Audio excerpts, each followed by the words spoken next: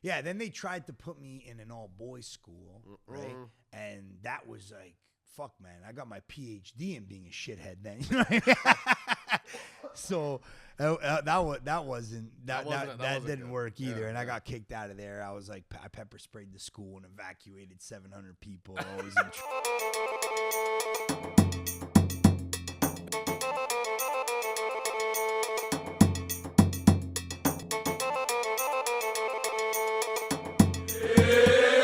Welcome to another episode of Zbodcast. Took some time off. We had to take. March was a big evil eye month, so I had to get all that juju out. You know, I got a little evil eye thing. My jeweler said, "Wear this, put it in your pocket, whatever."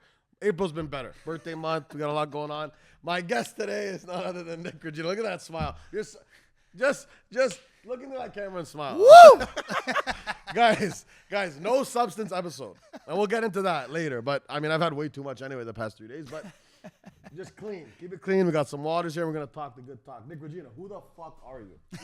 Who the fuck are you? First and foremost, I'm a very lucky and fortunate guest on the Zbodcast. Zbodcast. Like you're an old Arab guy that can't say the P. That's it. Zbodcast. Zbodcast. Yes, and we're honored to have you. First and foremost, that's why I am today. I'm your guest, and I feel very grateful for the opportunity. So thank you very much, brother. Always, brother. I know that you guys are sitting down with straight studs in the city that are doing big things all across the board. So for me to have had the invite from you, I had a big smirk on my face when I read the message. So thank you for that. It's our second one. We did yours first, by the way. Coming soon. We're dropping that soon. And then husband, father of 3, entrepreneur, businessman, and a gentleman who just wants to do right by the world and give back every second that I can. Just moving and shaking and grateful every day to just be able to wake up, put my feet on the ground, have my heart beating, and get out into society and rock out, bro. That's right, brother. And you know you have a great story, and we got into a little bit on what would it cost podcast, which is Nick's the host of. But on this podcast, that was more about me. I remember talking like a nutcase. I just kept talking, which I have a tendency to do. But as the host, and bro, we could have went on for a long time because you're a very dynamic character that's got more stories than Robert Munch, bro. There's always another episode. Out in the cards there if the time and the schedule is lined up. But as the host, my number one goal as a host is always to get the truth and shit that like nobody else knows about you that you haven't really disclosed. And you've done God knows how many episodes of podcasts, and you're a very public person, social media icon. So, but I want to get shit that nobody knows out of you, right? And usually I use tequila to do it, and it works all the fucking time. I've had people cry and tell illegal stories and all this shit because liquid courage is great. But I just want the real from you. So for sure. The Nick Regina we see today, the successful father of 3, wasn't the guy. You weren't always that guy. So take me back. Born and raised where? Childhood, all that, family. How does it all work? Old Nick Regina, the young guy. Take me back. Tell me the story. Yeah, for sure, man. So born and raised Toronto, Canada. Parents were from Italy. My father was actually born here as a very young man, but mother was born in Italy. They had a grocery store / convenience on a very popular street, Dufferin. Right, so Dufferin and Sinclair, Corso Italia, where all the Italians immigrated to between there and college. Very humble beginnings, man. You know, I don't come from money, and you know, my grandparents were immigrants. My parents were very hard workers. Mom was an EA supply teacher. Father was in construction. They both worked their butts off. And when my mom and dad started to have me, my brother, and my sister, right? I have 2 siblings. I'm the oldest. My mom stayed home with us, and my dad went out, and he worked his ass off, man. He was putting in 15, 16-hour days. He was running a business. He had a job, and just did everything he could to provide for us and provide a solid childhood, right? And anything we ever wanted in regards to, you know, food on the table, a warm home, sports he had put us in, right? Toys we were allowed to get, you know, the N64s whenever a new console was coming out. We got that console whenever we had to get a new pair of shoes for the first day of school. That was good. I mean, we weren't spoiled. Again, we don't come from money. But he did all he could to provide well for us, and he did, right? And born here, so not. Yeah, so growing up, like for me, I was just always a very active kid. I was in sports. I was, just moving and shaking all the time. Not the greatest student in school. I couldn't pay attention. The curriculum and me didn't really jive. I think it was more me though than the curriculum, right? And I'll take accountability for that. And I was just never a school guy, man. I could never sit there and listen. And Where'd you go? I went to Stella Mars on Sinclair. Okay. Yeah. And that was like pretty evident at a young age. So were you like rebellious? Were you like a bad kid? Yeah, I was a troublemaker. I was a prankster. I was always causing shit. I was looking for a rise, bro. I wanted to get a rise out of the teacher. I wanted to pull pranks. Yeah. And I don't know, man. It just I don't get that had a lot of fun, bro. Yeah. Yeah, I had a lot of fun doing it, but just fucking with people, right? But just for the laughs. Like I like to laugh a lot, bro. Like I'm all about finding the humor in things and the comedic aspect. Like I'm looking at things from that perspective all the time. I can tell, bro. You have resting fucking laugh face. Like he's just the smile's insane. Yeah, and like that when I was a younger kid, like that's all I wanted to do. Now it's like when I gotta be serious, I'm a lot more serious, right? But still looking for the comedic value in things all across the board. So yeah, with that being said, it was very evident from a young age. So my parents knew, like, yo, this kid's got to go to work. Yeah, like, he's got to work his butt off. He's not going to school. He's not catching an education. So, like any parent with their kids that has their finger on the pulse, right, from a young age, what's good. So, yeah, then they tried to put me in an all-boys school, right? And that was like, fuck, man. I got my PhD in being a shithead then. So that didn't work either, and I got kicked out of there. I was like, I pepper sprayed the school and evacuated 700 people. Always in trouble. Yeah, just like big pranks at that point. And always had a blast with all the boys on site because there was no girls to try to impress. So everyone's just like they're just there to fuck around, Yeah, but to bring it back a little bit, right when I was still in elementary school was when I got my first job. And as a busboy at the News Cafe, which it was my cousin's restaurant off of DuPont. And that's where I started to work for $6 an hour. And I fell in love with the industry, the nightlife and hospitality industry, right? And at the same time was working for my dad. He had started me that year on the construction site, just doing demo, like loading the bin with garbage, stuff like that. Evenings, weekends, and summers, because although like my parents knew the schooling system and me weren't going to jive, they were still very disappointed in me that I was never applying myself. And for them, it was like, if you're not going to go to school, you're going to go to work and you're going to do good at that. So they embedded, I blame them in a good way. They embedded a really solid work ethic in me from when I was extremely young, right? So was working at the restaurant, was working for my father. Long story short, I was kind of like born into the construction side of things because that's what my dad did. And my dad's like my biggest hero and mentor. So it was kind of like... I got to pause you for a second. Yeah. Well, and we'll try to throw up a picture. Your father, you posted a story yesterday. This guy is fucking insanely like... You look at him, you're like, that's a man. Like, he's good looking, he's got the hair. But he looks like he's fucking 5 years old, this guy. I'm not saying you look old, but your dad, I'm like, is that your brother? Yeah. He looks like a stallion. Thank you, bro. I've never met him, but... I'm going to send him this clip. And might have to get him in the chair next week, honestly. No. He looks like, what's his name? Nick. Yeah. Nick and Nick. Nicholas Junior. My son's Nico. Wow. Nicola, Nicholas, generational. Nico. Yeah. Shout out Nick. Nick, his real name or like... Nicola. Nicola. Yeah. So your grandparents still kept... anyways, continue. But looks like a weapon. Thank you for the compliment. Looks like a weapon. And so for me, I loved hospitality, and I was in that little cafe, and I was washing dishes in the back, and I fell in love with it because all the club owners, before they'd go down to the club district and go and operate their nightclubs, they would stop by this restaurant. Really? They would bring like their chicks with them or their buddies or like, just a crew. And I thought they were like the coolest guys ever. I'm like, these guys are fucking sick, man. Like, so I used to come out from the back and I used to shine up the glasses and make sure they were like really shiny. And then like, put them on the table with the cutlery. And they used to buzz out because I used to wear a blazer, a dress shirt. Oh, and I'm washing dishes, right? So it was like, yo, who is this kid? You know what I mean? So they used to dab me up, show me love, throw me some tips. So I just thought like they were the coolest guys in the world. And then like you had like, you know, the music and the girls and just the atmosphere. I was like, holy smokes, you can get paid for being in this industry? I'm down. And again, I was in the back washing dishes. So stuck with it. Got into a little bit of all ages promoting through high school. So we used to like just the way we used to promote before social media platforms and stuff. And shout out Mickey, you can ask him this. He knows what's good. The biggest all ages company ever to hit Canada. We used to print out a bunch of flyers and just go hit school. So we used to, the Shem boys own this company called Supreme Promotions. Shout out Marco Del Duca and Jay Calabretta.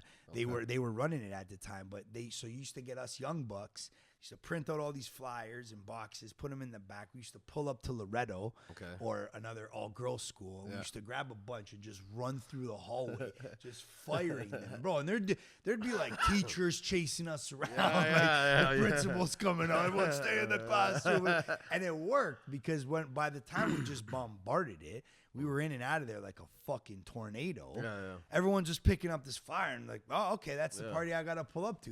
And they'd see us running around. So anyway, long story short, we were pushing the all ages stuff, and that was cool. And that's where I learned to promote. That's how that's where it is. I got my promotion roots. And out of high school, and I was still doing a bit of the busboying then. So out of high school, it was when I was done the promotion stuff, I started bartending at a little bar on College Street called Eat My Martini, right? And I was 18. Crazy name. And I was 18 as I started that.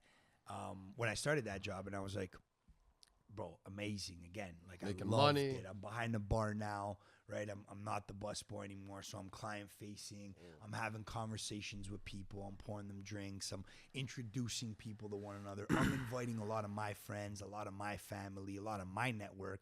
And this was a small joint on College, so all the nights that I was working, like I was doing a really good job and bringing a lot of people through, and then hosting the people that were regulars there, and there was like a good buzz around what I was doing. I was just really grateful to have that job so young at such a popular bar, and again, knowing what it's like to be in the back washing dishes. But now I'm the bartender, right? You're done school at this point? Yeah, I got kicked out of high school for the pepper spraying stint, right? I pepper sprayed the joint. 700 people got evacuated on Friday. They weren't having me anymore, so got kicked out of there. And that was tough?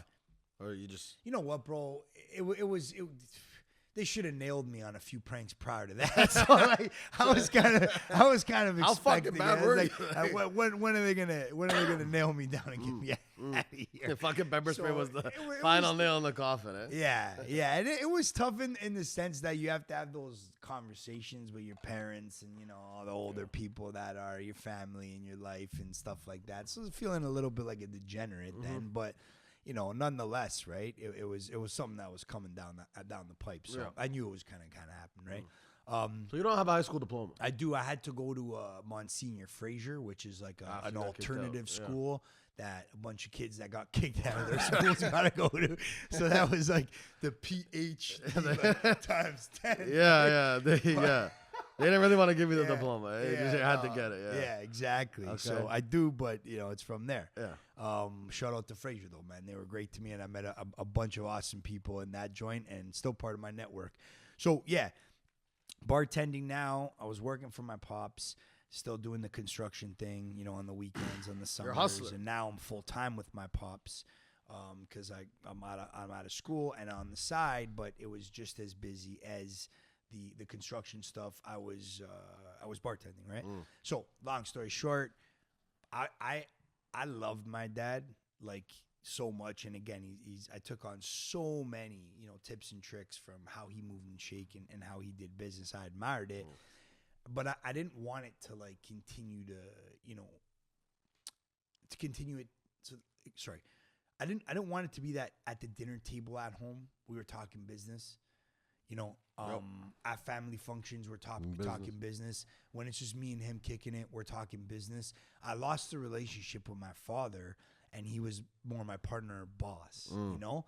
And at the age of 20, I was like, hey, Pops, like, I'm going to go work for someone else. I want you to be my dad. not my boss or my partner, and I love you that much that I want to savor that relationship, right? Save that relationship. And he was doing well. He was doing really well. He had a big construction company and a mill workshop, and they were busy. The crew was like over, 25 guys, and I was going to be the guy that the business was passed on to, right? And I couldn't care for it more than I could care for the relationship with him, right? 100%. So I went off on my own, and I did electrical for a few years, right? But at the same time, so now I'll bring it back to the hospitality, I was still ripping it with hospitality. So now I'm 22. Doing the electrical, and at this point in time, I had launched NRG. So at the end of the 4 years of bartending, I was like, man, you know what? I want to get back into this promoting thing. I built up even more of a network. Plus, I have a good network from the past. I think I could take a crack at this over 19 promoting thing and, really do well with it, right?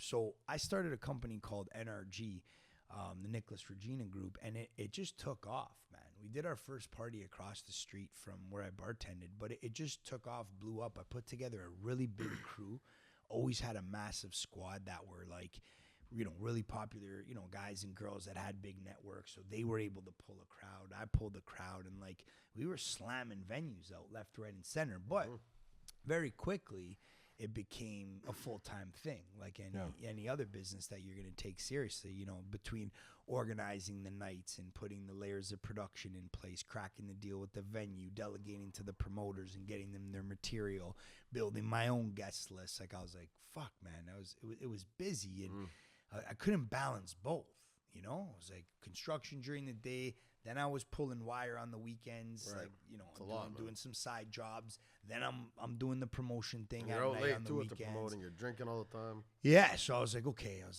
I remember the moment that I had made the decision. I was lying in my bed, and me and my brother shared a bedroom, and he was next to me. And, I was just going through it, man, like long days. And I was stressed out, and I was like, I was frustrated, and I was telling him about it. And he's like, I was like, man, I got to choose one or the other. Like either the electrical gig, which I was, very close to getting licensed.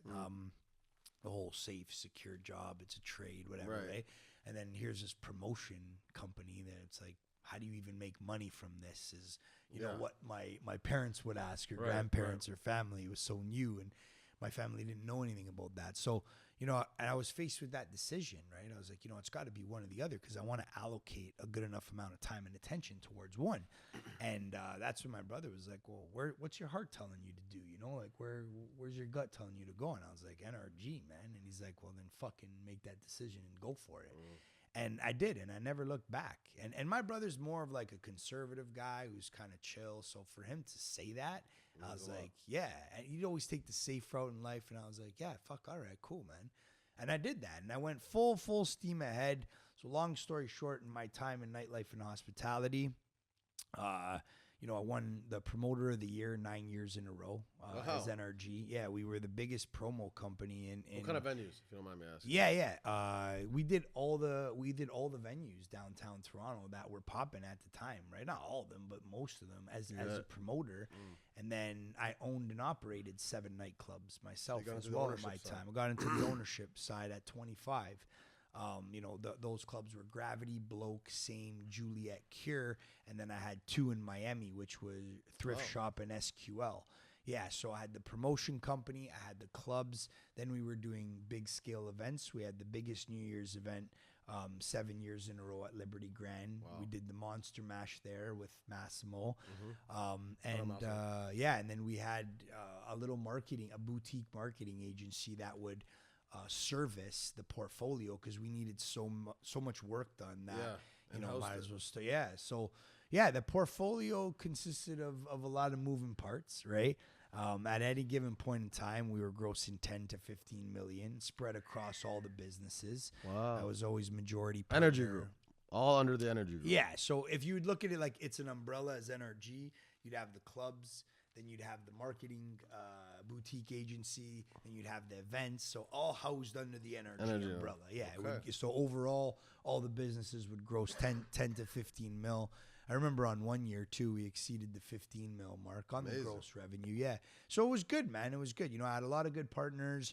I had an amazing group of people that promoted for the company. I learned so much. Like everything that I learned about business was in that industry. Yep.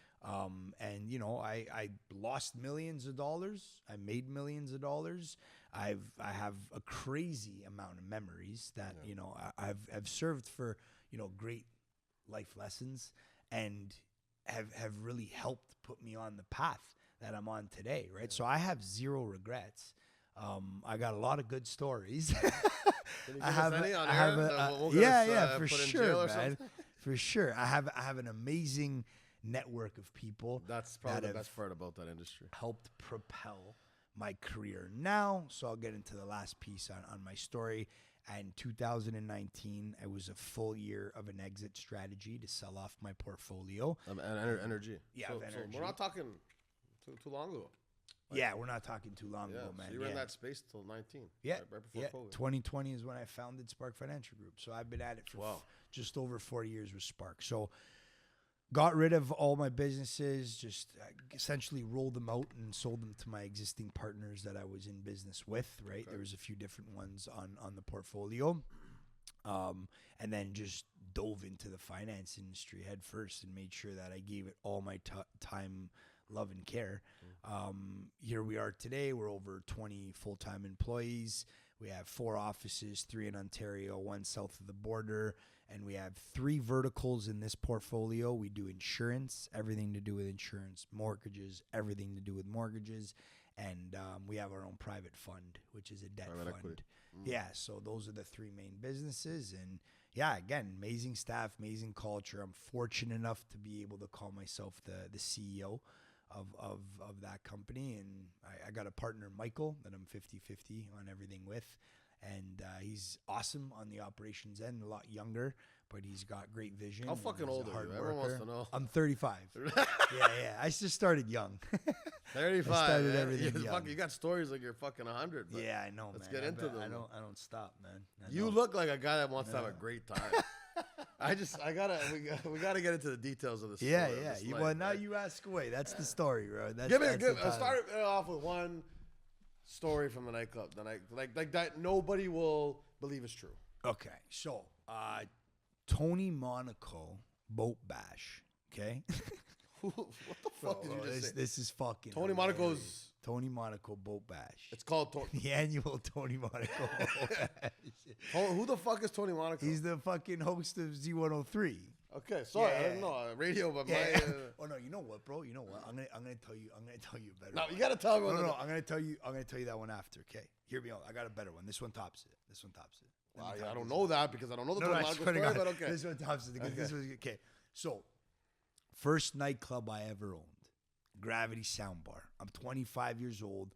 I've worked my butt off since 13 as a busboy, moving up into the bartender, promoter, the whole story I just told you. Yeah. So this is a big night for me, bro. First night it's open. Yeah, bro. This is the launch night for my fucking Gravity first Soundbar. nightclub, Gravity Soundbar, bro. So Soundbar. This is like the pinnacle. Still around today? No. No. It was the last standing club on Richmond. That was the last club in the old district. That was the last nightclub that was standing. Okay. Yeah. So it was a full nightclub or was it like bar? No, full nightclub, bro. Okay. 2 floors, 4 rooms, 4 sounds, like nightclub, as nightclub as you could get. Okay. Yeah. So, bro, I'm excited. I got the custom tailored suit. I've been. You're the owner? Yeah, bro. This is my first club that I owned.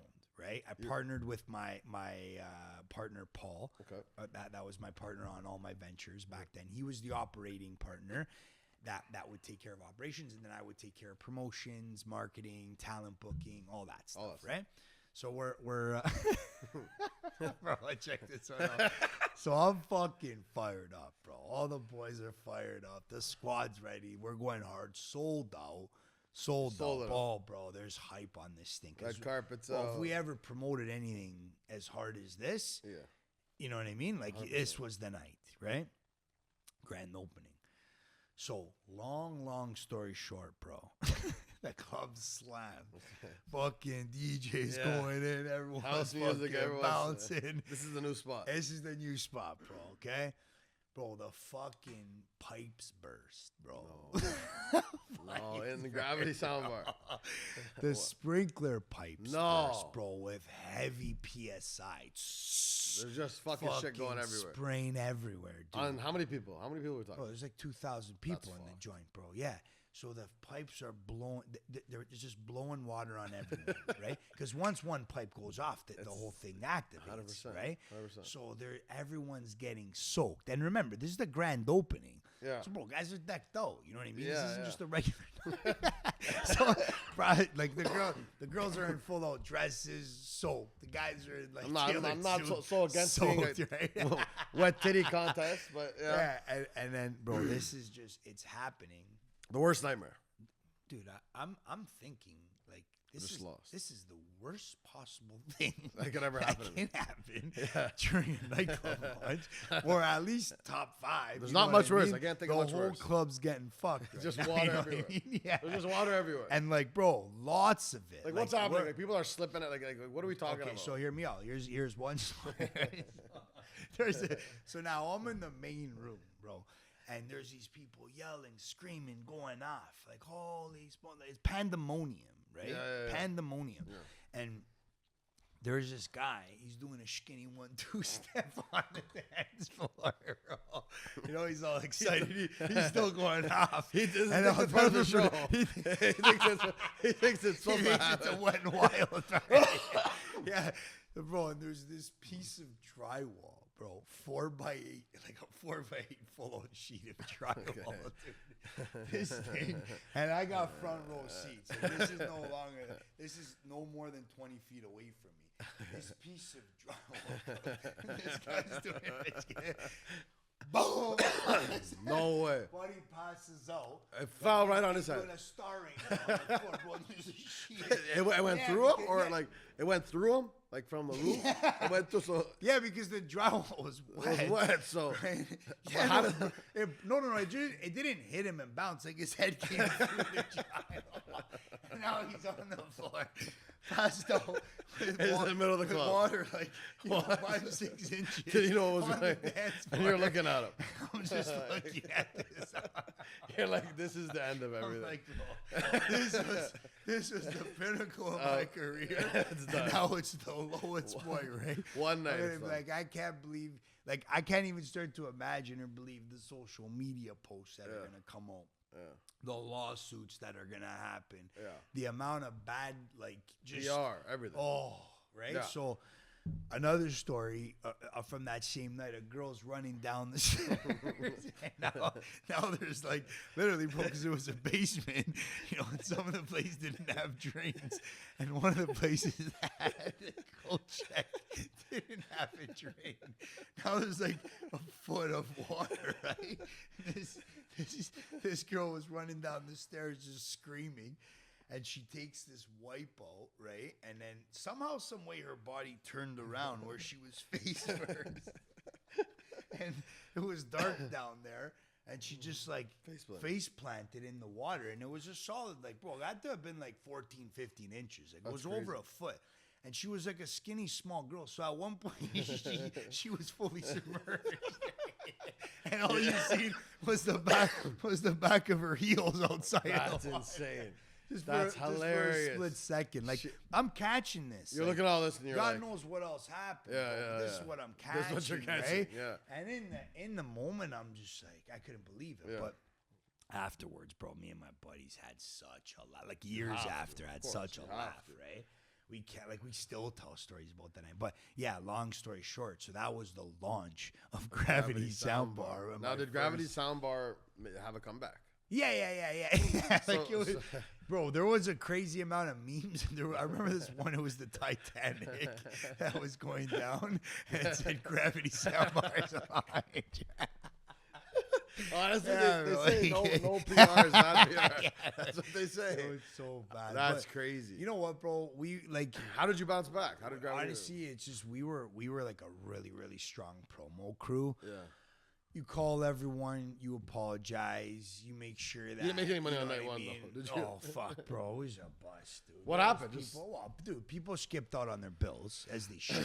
Yeah. They had to get out. They might have drowned. I mean, it's a whole other Yeah, fucking so lawsuit, nobody paid their bills in the bottle service booths. We made minimum at the bar, right? Yeah. We had to... Yeah, bro. It was crazy. It was crazy. Yeah, But the structure, was it salvageable? Like, did you have to do more renos? Yeah, then? we had to, so that whole week leading up until the next week, we had like construction crews in there, and they had to like do a lot of work, and it cost some dough for sure. But yeah, we rebounded, man. We called everyone back. We apologized. We gave people some calm stuff. You know what actually happened? I don't even know, bro. We don't even know till these days. No. Just a pipe burst. Just a pipe burst. They say when you're going through renos too, to like after the reno's done, because the toilets weren't being used for so long, or you know, you don't know if anything is circulating well. I do a little test run, right? But I don't know, man. How much did Gravity Soundbar cost you to get ready? Like to reno? To reno. I think we pumped like 700-800 in it. Oh. Yeah, and you didn't own it. You rented it. You didn't. We leased it. Yeah, we never owned any of the buildings, man. Looking back now, that would have been the move. But I never had the money to buy those buildings downtown. They were always big. They still are massive, but they're big money. So we couldn't afford to do anything but rent, right? Yeah. And the rents were premium. You're paying about anywhere from, now I've heard like $200 a square foot. Yeah, but at the time it was like $150 a square foot. So Gravity was about like 35. And how long did Gravity rent? Stay around for? Yeah, we had a 4-year run. Yeah, it's good. Yeah, not bad. And that's when you left the business, or you just left Gravity? No, so when I had Gravity, then we bought Bloke and Forth. Everyone knows Bloke. Yeah, and then right after that, I bought Same, which was West, which before that was Cobra. Right, that's Cobra. West, Cobra is connected to, now you would know it as Myth. Right. And Bodega, right, and Juliet. What was Myth before Myth? Citizen. Brand House, Citizen, and then prior to that it was Brand House. Yeah. So when Brand House was there, that's when I bought West, which we turned into Same from Johnny Unique. Right. So we had 2 clubs on King West running at the same time, and then we turned Bloke into Cure, and then we turned Same into Juliet. Right. And we had 2 clubs in Miami. Juliet's still here, still around, no? Juliet just most recently did a full-blown reno and revamp and called it Bodega. It's still my old partner, Paul. Oh, okay. Yeah. He's still in the industry? Yeah. Good guy? This is his last run. Yeah, he's cool, man. He's old school. Yeah. We're tight. He comes by the office for coffees. We just went to a Leaf game together. Nice. We have a laugh, bro. Yeah, you know what I mean? Like, it's nothing but love, and we talk about stories from back in the day, and we buzz out. So, yeah. So as everyone knows, and we have a lot of friends in hospitality. Yeah. Not all roses. It's not all roses. No. It's a tough. No. Not only the working side of it, but the actual personal, social side of it. It's hard to be in that lifestyle. Yeah. So long and so late at night, and your kind of personal life takes a bit of a hit. Your social life is great. Oh, yeah. Everyone thinks it's so great.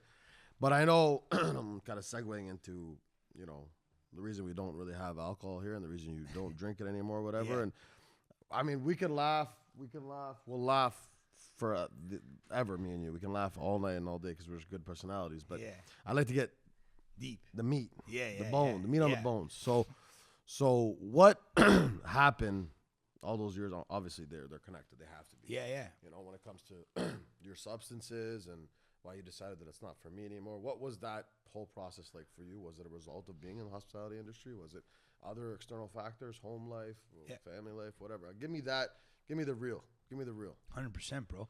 So I mean, I was immersed in my business. It was a 7-day-a-week thing for me between both clubs. At any point in time, we were opened up 6 days out of the week. The only night that we didn't have was Monday, but that's when we were doing cash outs and paying everyone, and then we'd go out for industry night after. So I had a condo downtown at King and Spadina in the Hudson building, which was right across from my club. So it was a full-time thing, but like full-time, like 17, 18 hours a day minimum. Now, you're a social guy. People like you. You put out a good energy. You're a funny dude. They want to see you when they go to a club, right? If Christo's not there, I don't know if I'm going to pull up. I don't know if I'm going to go. Maybe we'll just go to the place down the road, or maybe we won't even go out tonight at all.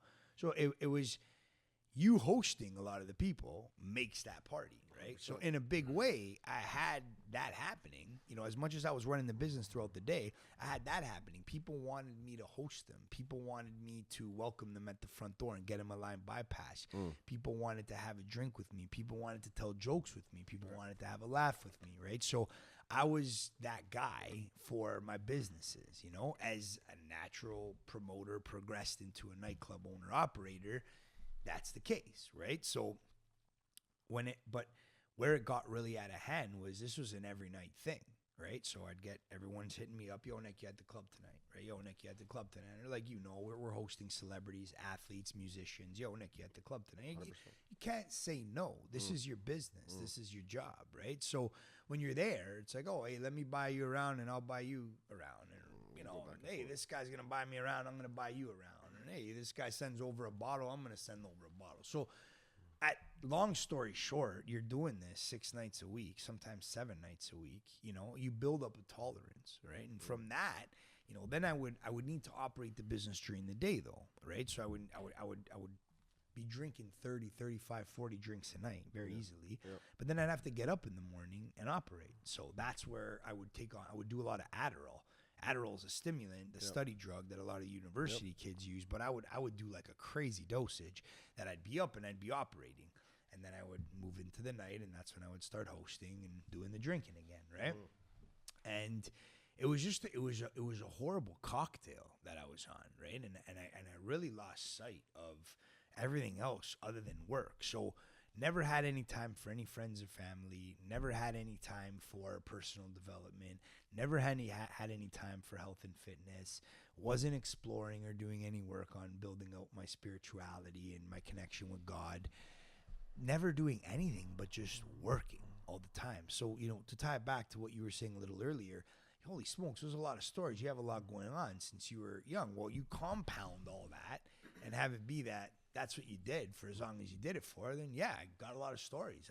I've hustled a lot. I've owned a lot of businesses. I've worked a crazy amount, right? It's what was embedded in me, right? So yeah, just I took on addictions, right? I took on drug addictions. I took on alcohol addictions. And, you know, it's something that I had a really, really hard time handling in moderation as I tried multiple times, but it never worked for me, right? Because I had built up such a heavy tolerance because for so long I was, you know, carving out what they call those neurological pathways. And that was what I loved to do and what I did. And I got good at it. You know what I mean? Like I got good at it. Can you be good at, you know, alcohol and drugs? Yeah, you can. And hosting, yeah. There's an art. There is. It really is. There's an art. And fucking, yeah, I remember answering that question one time when I was asked by a family member, and I was just like, but man, I'm good at it. You know what I mean? They were just like, what the fuck? Because, yeah, you are, right? But yeah, long story short, and that was it. And then fast forward, and the years go by.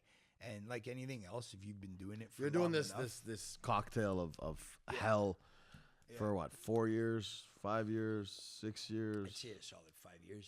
5 years nonstop every night. Blah blah blah blah blah. I mean, some nights I'd take off, but on average, but you're consuming 5, like 6 ridiculous nights. amounts of alcohol. Yeah, and physically, are you physically? I'm not working out. Yeah. I'm not eating healthy. I'm not focused on anything to do with I wasn't even playing sports. You're single at this time?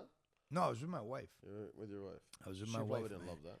She didn't love that at all, man. She didn't. She stuck by my side, but it was tough because I was a different person than the man that she had once met. We met and got together when she was 18 and I was 19. At that time, I was still a trades guy, just doing a bit of bartending on the side, right? Yeah. And just about to get into the electrical and start NRG, but that was before then. So she knew me as like I was working that 7 to 4 job. Yeah. I came home with my construction gear. I was tired at night. We'd hang. I'd go to bed on the weekend. She'd even come out with her friends sometimes to the bar. Or the other night that I wasn't working, I'd be with her. So you know, now I'm full blown downtown nightclub owner. Full speed ahead with, you know, these addictions, and yeah, just lost sight of who I was, what my core values were. We all know what alcohol and drugs do to our temperament and to our actual like core cognitive situation. But when you consumed all these drinks and all that, I mean, we all get fucked. Last night I was fucked up. I mean, I don't want to say I'm in a not in the business, but in some ways, you know, being a host of a podcast and doing what I do, like you said, I'm in and around the industry a lot. Yeah. But I know how to navigate it, and not saying about alcohol and drugs, but just, you know, some nights like I'll go just to go and be around people and leave. I don't have to consume X amount of drinks, this and that. Yeah. And some nights I do the opposite, and I want to get absolutely blackout, like my birthday yesterday. But nice, happy birthday! Well, bro. I didn't know. Well, my actual birthday is a week today. Yeah. I'm going to Dubai. Okay. But I also love my city, so I want to celebrate in the city somehow. Yeah, Everyone's saying happy birthday. I'm like, it's not yet, but thank you. Yeah. Long story short, my question to you is, do you know that you're not the same person? Do you know how bad it's affecting you? Can you see it from within, and you just kind of ignoring it or masking it because it's a part of your career? Oh no, I knew, bro. I literally checked myself into rehab. You know what I mean? Like I wanted help. You know, and I tried. Oh yeah, I tried at rehab, and then I came out. I had some clean days behind me, and then I relapsed, and I went down that path again, and it was a very slippery slope until I had hit rock bottom once again, right?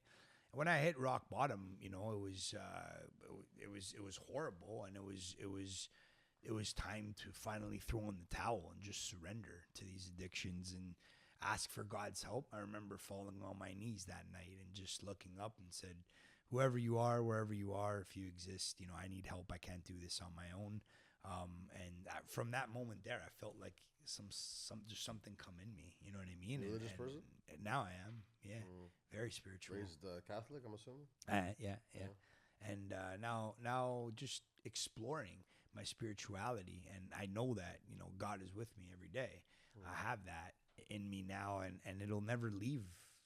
Again, I'll always continue to strengthen that relationship with him. So I'm on a very big spiritual journey. I don't preach a lot or put it out there in a big way, or I don't hate on people that are from different religions or different walks of life or have their takes. I'm open to it all. You know, I'm just rocking out on the spiritual journey and having a good time doing so, because it's all good stuff. Like I feel really solid, and like my moral compass is finally in the right place. And it's like, you think of God having your back, and you want to talk about having balls. Like I've never had a bigger set of balls in my life, because I know God has my back, because I know that walking out there every day, you know, as long as I keep my connection strong with him and I do the right things and I do right by people and by the world, that, you know, it's just going to be good. It's just going to be good. And we go on from here, bro. So I felt like when I finally realized that, and I truly believed it, like we're just spiritual beings having a human experience, but you truly believe that, and that's your perspective, bro. Again, you just walk out there with like a set of balls, and you're like, yeah, let's fucking get it. You know what I mean? Yeah. This is where it ends. No, I resonate with that very much, and I think oftentimes, you know, someone would say I'm not a religious guy by the way I live my life. I disagree. I have a strong faith. I was, you know, born in a region, Lebanese, we're majority Muslim in the Arab world. I was born and raised Catholic, Maronite Catholic, and I love my faith because in the tough times, when you're struggling as a man at work or personal life, or someone dies that you love, and all those tough times, it's easy to be religious when things are going good. Thank God for this, thank God. But when it's the tough times, when like my grandmother, who's very religious, always says, don't just pray when things are going good. Yeah. You know, and don't just pray when things are going bad. Just keep it a core kind of, you know, something inside of you, because God always listens, and you're going to go through good and bad, and that shouldn't change your direction. So I like to think I live like you're living now, which is, I'm not invincible, but, you know, the backing of a higher power, and knowing when someone dies that you love, it's like, when am I going to see them again? Or where do they go? And that whole thought process, that's where my faith kind of shines through, my specific faith. And every great faith in the world, Muslims, Jews, Christians, and everything else, is kind of centered around the afterlife in a way. Yeah. What happens? Where do you go? Who do you believe in? Or this and that. And I think that's beautiful, because like you said, we don't have a lot of time on earth, and every day is a blessing. I live my life like that. People always ask me, how are you like this? Are you always like this and that? I mean, things help me. Like, I can see your perspective on life now with the note, and you have a kid, and you're married. You have kids, multiple kids. You're married, So I can see why it affects you negatively. I'm not gonna lie. I woke up today, I was banged up. Like it hurts to wake up when you consume that much alcohol and I'm not personally a drug guy, and everyone knows that. But alcohol is like I grew up on whiskey and tequila with my grandfather and my father. But I can see how much better my performance would be if I didn't, and that's why I respect your decision, especially now you made the move into the financial kind of industry. But I don't know. I believe, like, just from a general perspective, for everyone watching, right? You're talking to someone that, I consume a lot. He doesn't consume any. We still have the same kind of passion and zest for life. Yeah, right? Every day is just such a blessing, right? Listen, for me, bro, I wish that I could handle it in moderation and that I could still show up and perform at this level. But I'm a very very much so all or nothing type of character. So, it's either 1,000 drinks or none, right? It's either whatever I do, full tilt 6-gear pinned or nothing. Yeah. And I say that, even with business, I got a 6-gear pin right now. The way I'm growing the business, or the time that I allocate to it, and the relationships that I'm building, and how I continue to scale that. Like, I'm an addict, bro. I'll admit it. You know what I mean? So when you channel that to the right things, then you'll see results, and good ones. When you channel it to the wrong ones, you'll see results and bad ones, right? You have to channel that energy accordingly. Were you still having success when you were consuming all this? Were you having more success maybe because you were actually in your business? What you were in is very, like, kind of, I don't want to say they go hand in hand, but you said, you're at the club, you're being hospitable, you're doing it because your patrons are all like kind of, oh, Nick, let's have a drink. So if you just said, no, I'm not drinking tonight, how does that sound? Like, what if the owner's not?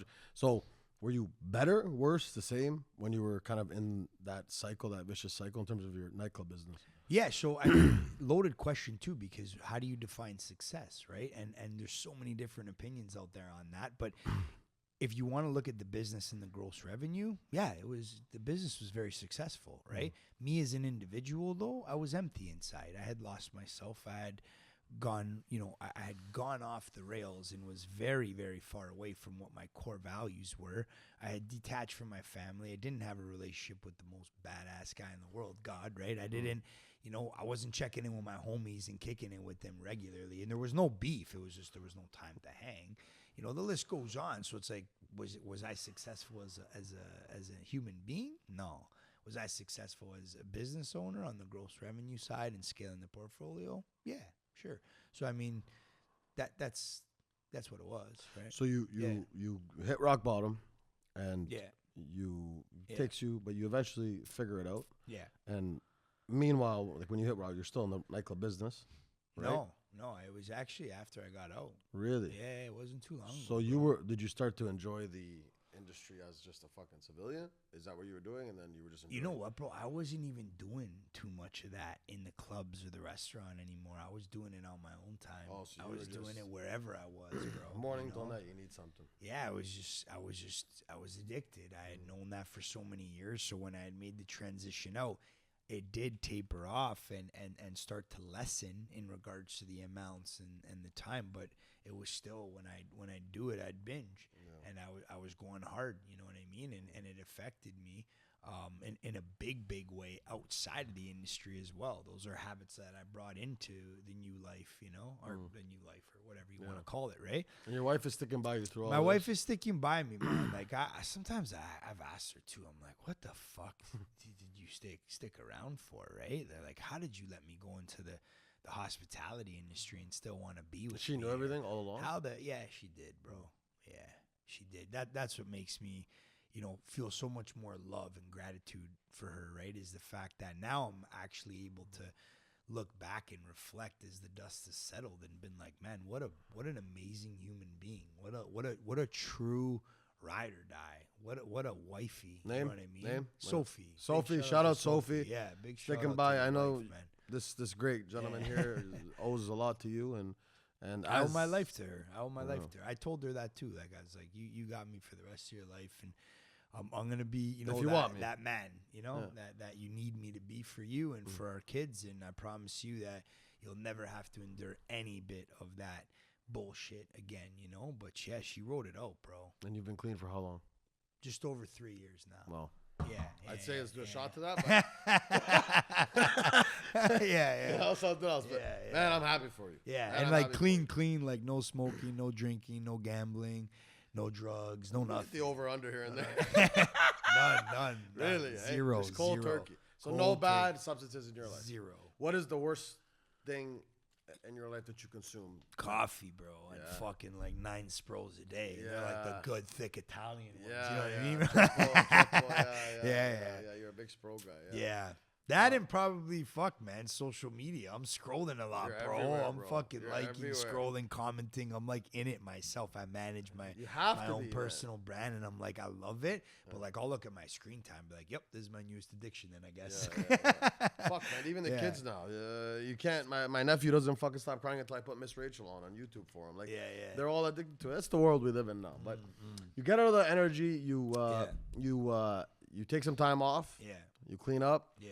And you come back and you say, I'm gonna fucking go be the king of the finance world, or how does this all? Yeah, so not so much. I mean, king is a big statement, right? There's so many fucking players in the finance sector and in my specific industry that are studs, bro. And I look up to them, idolize them, take tips and tricks from them. Some of them are my coaches, like Patrick Bet-David is one of my coaches, PBD. Right? Yeah, one day in the chair, PD. One day, 100%, man. The guy's a G. You know, Ryan Pineda and his crew have been you know, just a big part and piece to do with our success. But long story short, I love real estate, okay? And when looking and getting into the industry and the finance piece is like, I thought it was the coolest thing in the world because I'm just like, yo, I'm just going to sell money. I'm going to be a broker, right, in the finance space.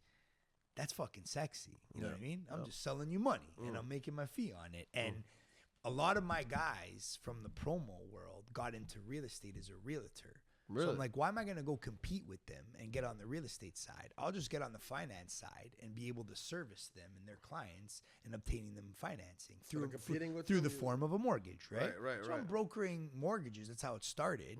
And yeah, I just found it sexy. I'm like, fuck, man, I'm brokering mortgages in the finance space. Essentially, in a nutshell, I'm selling money when you break it down to its simplest form. And then came the vertical integration. So, okay, well, we need a fund because a lot of the deals that don't qualify in A and B, they got to go private. So I'm giving away all these deals to private lenders that I'm still making a beating on. Like, I'm doing good, but why not have our own fund where we become the bank? And then, you know, it's like, okay, well, insurance isn't too far off the beaten path, and everyone that needs a home needs insurance. And then our foot's in the door when we do your home insurance. So we do your auto, we do your commercial buildings, we do your jewelry, your boats, and then we bundle you all up and we usually beat out the pricing of the competitor that's in place. So it's like, it was beautiful that the vertical integration that we did because we truly became that one-stop shop. So when you're coming to us for any one of those verticals, we service you all across the board, right? Yeah, and reason being, bro, real estate's solid. I think selling money is sexy.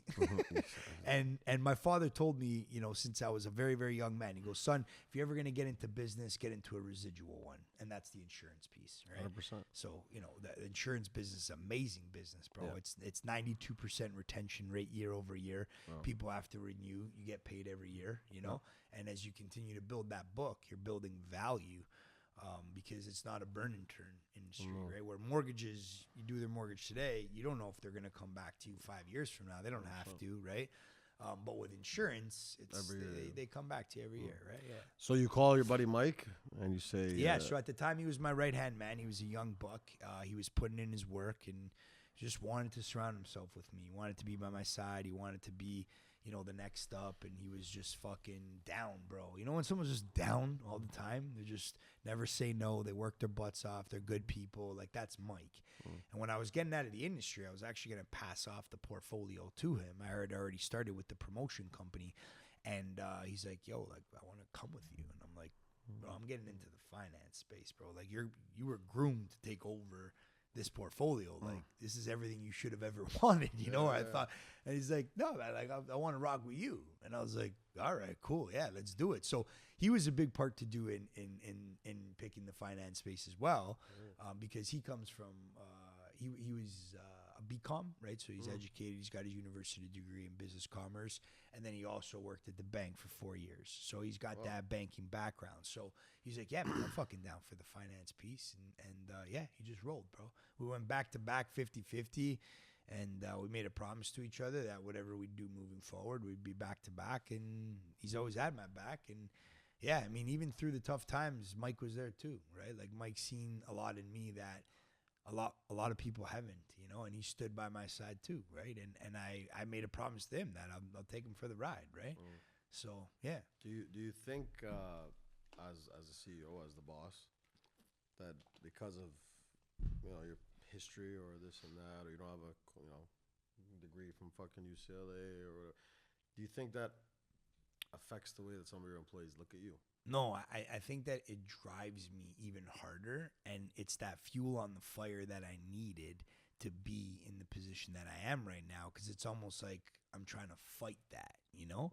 And it's, Patrick Bet-David wrote a book most recently called Choose Your Enemies Wisely, and one of the enemies that I look at is school, is the education system, is me feeling like an imposter, feeling like I shouldn't be in the position that I'm in because I'm not educated, right? And I'm surrounded by all these people that are. And I'm just straightforward about it, and there's no bullshit with me, and people appreciate that authenticity and that transparency, right? So, no, I actually feel that they're there because of that attitude. Yeah. Advantageous, using it to your advantage. 100%. What scares Nick Regina? Yeah, if anything were to ever happen to any of my kids. That's the number one. My biggest fear. Everything else, let's fucking go. You know what I mean? Nothing. Yeah. But my kids is like, fuck. Do you fear for them growing up in the world we live in today? Yeah, for sure. And the best that I could do is just simply lead by example, right? And that's a big reason why I've gotten sober as well, right? I couldn't lead by example and be the best version of myself if I was still under the influence. You had them all while you were in my first Harlow was around very young, and then my second one was just born. It wasn't too long after that I threw in the towel. Right? Yeah, it's good you had to for that. Yeah. Because and even in that industry, you're like, okay, you're on during the nights, you're on during weekends, you're on during holidays. When is it that you're going to be with your kids? Yeah. Right. So my number one goal in life by a landslide is to be the best possible version of myself, so I could lead by example for my kids. Like, that's my number one. That's my why, right? Yeah. And I wouldn't have been able to do that if I was in the old industry. So as much money as I was making, as well known as I was, as easy as it became for me because I had been doing it for so long, it was a no-brainer that I had to bounce because they came first, right? Yeah. Big family guy. Oh yeah, bro, 100%. What else do we got? You know what I mean? Yeah. And then with that, like I'm confident every day that I can do that for them. You know what I mean? Like, I hang with my kids all the time. I'm taking them to swimming. I'm taking them to hockey. I'm taking them to gymnastics. I'm taking them to dance. I'm playing chess. My oldest daughter got into chess. I'm at the park with them. Like, any minute I get, I'm with them. You know what I mean? I'm just buzzing out and getting on their level and being with them, But one day they're going to, be old enough to understand that, you don't have those conversations with them now? Like, they don't know what? My oldest is 6. Yeah. So way too early. Way too early. Yeah. Let Uncle Tom, bring him over to Uncle Chris. Let me teach them some shit. I'll get them all 3 on at once. What do you like to do for fun? What kind of guy are you? Yeah, so love pumping steel at the gym. Most recently got into pickleball. I was hype around that sport. Yeah, I can't say that I'm good, but it's definitely something I'm having a lot of fun with. I play puck with the boys every Thursday. See that? Yeah. The shout out to Toronto Phoenix and Mass and the boys. Toronto Phoenix. I do a lot of cold tubs and saunas. Yeah, you're that guy. Other shit. I was gonna pull you tonight, but they didn't have a session available, and we're gonna go grab a bite. So whatever, it's all good. So we're gonna grab a nice dinner after. Yeah, I was gonna. Yeah, so that, and then honestly, bro, I have a lot of fun building my business. So like, I'm addicted to it in a good way. And I get off on it in the biggest of ways. So like, I allocate a lot of time there, but it doesn't feel like work, Yeah. No, I've been to your office, obviously, when I came to the podcast, and the culture there seems very, what's the word? Like, vibrant. Yeah. Vibrant's a good word. Yeah. Vibrant. Like, it's just the way you kind of built it out, and the way it's open offices, not cubicles and stuff. Everyone can see each other, can hear each other. Yeah. I like that. I like the vibe. You got the fucking Xbox in the corner in the office room, this and that. You got Spros going like it's your day job. No, I love it. I was very impressed. I almost wanted to give you some money to manage, but then I had to bet on this game. And then shit. Yo, your returns are way better than mine, bro. No, could we start a sports betting division at Spark Financial? Could it be a thing? Imagine my that, fees are high, bro. One fund is like, this is the safe fund. And Christo is my partner. Come in here, do a line, have a shot. Let's make a bet. It might all go missing tomorrow. No, don't come to me. Go to him when you don't have any money left. Nick, we could actually talk for fucking hours. Go on, We're gonna talk more at dinner. Stuff that we can't really mention on air. Yeah. But what can I say? Our paths first crossed through Little Mo when Little Mo was here. We had lunch together. That was hilarious. He ripped us all to shreds. That was the best. Yeah. He was amazing. And since then, we just connected, I guess, social media, this and that. And then I came and did the pod with you, and I was nuts. I had the best time ever. Hopefully that drops kind of somewhere in and around where this one's going to drop. Yeah, for sure. And your story's great. Thank you, bro. I love telling stories on this podcast. It's my favorite thing to do, right? It's when like Baca was here last episode, and I'm like, don't tell me about the music. Don't tell me about what everyone knows. Tell me what everyone doesn't know. I love to get the true, real story from someone. Yeah. When my guests come, it's like, tell me something. It doesn't matter to me if you're the biggest social media star or you're nobody. I've had my grandmother on. I've had people from all walks of life come and do this podcast. And for you to sit there and tell us your story unfiltered, what you went through, drugs, and this, and the nightclub industry, and all that, man, it takes a man to put that all out there and let everyone know, because people are struggling with all this shit right now as we sit here and watch. And hey, man, for that, like, part of my personal development journey is giving back. So I'll look into the camera and say this: if anyone is struggling out there right now that is watching on this awesome podcast that needs a little bit of help and feels embarrassed or feels ashamed or feels like, I'm not going to be, DM me. Hit me up, get my number off Christo. You can find a lot of my stuff online in regards to email and number as well.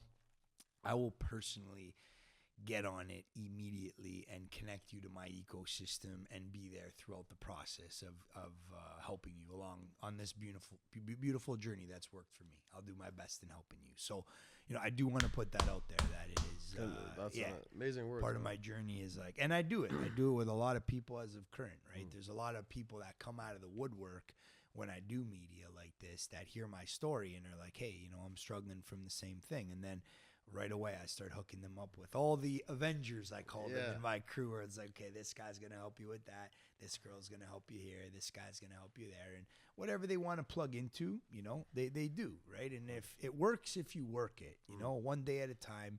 And you believe everyone it's awesome. can rebound? Do you Most believe everybody certainly, man. can get back to that? Most certainly, bro. Yeah, most certainly with God's help. It's with God's help. I like I said, I remember falling on my knees that night crying and asking for his help, and he came in me and has guided me through this also with God's help on our side and a bunch of other badass Avengers getting behind you. You're fucking Gucci, man. You'll get out of it. I love it, man. I love it. What? So then that goes into my last question before we get out of here is what's the lasting memory that you want people when people think of Nick Regina?